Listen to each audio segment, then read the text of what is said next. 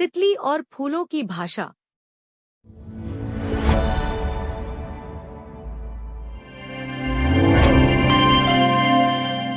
जंगल की नरम हवा में उड़ती, पंखों पर इंद्रधनुष के रंग समेटे एक छोटी सी तितली रहती थी।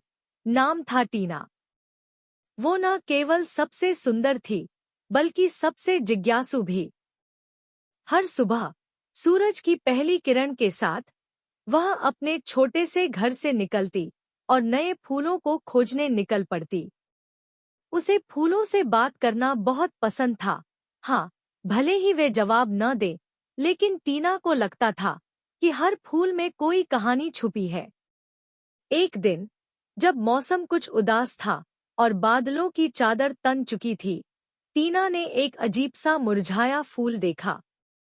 वो बाकी फूलों से थोड़ा अलग दिख रहा था, ना उसमें रंग था, ना खुशबू। लेकिन जब टीना उसके पास बैठी, तो कुछ अनोखा हुआ। फूल की पंखुड़ी हिली और बहुत धीमी आवाज में किसी ने कहा, तुम्हें मेरी बात सुनाई दे रही है? टीना चौंक गई। उसके पंख जैसे रुक गए। क्या ये फूल बोल रहा है? फूल ने कहा, हाँ, मैं बोल सकता हूँ। हम फूलों की अपनी भाषा बोलते थे। कभी हर तितली, हर मधुमक्खी हमें सुनती थी, लेकिन अब कोई हमें सुनता ही नहीं।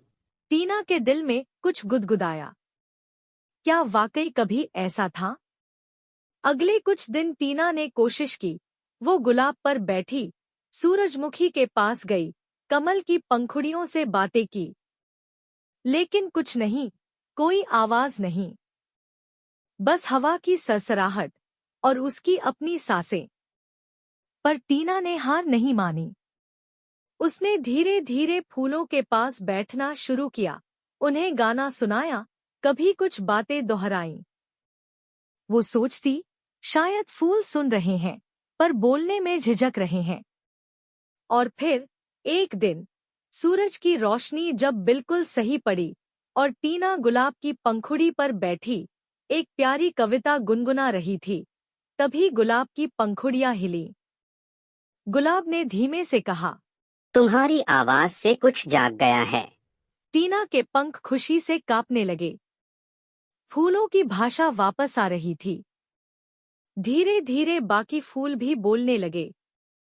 कुछ अपनी खुशबू के पीछे की कहानियां सुनाते, तो कुछ पहली बारिश का जिक्र करते।